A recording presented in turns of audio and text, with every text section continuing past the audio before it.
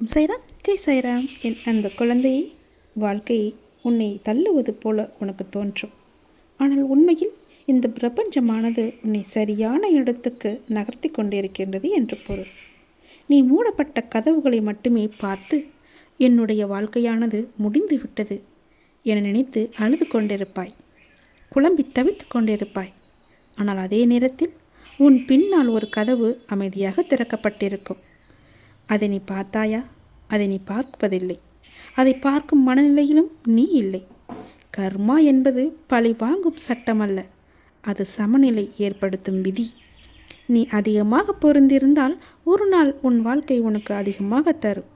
நீ யாரையும் காயப்படுத்தாமல் முன்னேறினால் உன் முன்னேற்றமானது நிலைத்து இருக்கும்.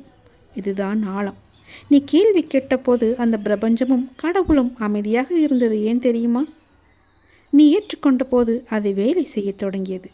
எதுவும் நடக்காத நாட்களில் நம்பிக்கையை விடாதே. அந்த நாட்களில்தான் உன் கர்மாவின் பழைய பாக்கிகள் முடிக்கப்பட்டிருக்கும். ஒரு நாள் நீ பின்னால் திரும்பி பார்த்தால் உனக்கே அது ஆச்சரியமாக வரும். நான் நினைத்ததை விட என்னுடைய வாழ்க்கை நன்றாகவே நடந்திருக்கிறது என்று. நான் நடத்தி தருகிறேன். உன் சாயப்பாவை நீ நம்பிவிட்டாய் அல்லவா?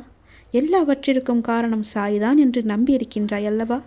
அப்படிப்பட்ட உன்னை நான் கைவிட மாட்டேன். யார் தடுத்தாலும் உனக்கு நடக்க வேண்டிய நல்லது நடந்தே தீரும்.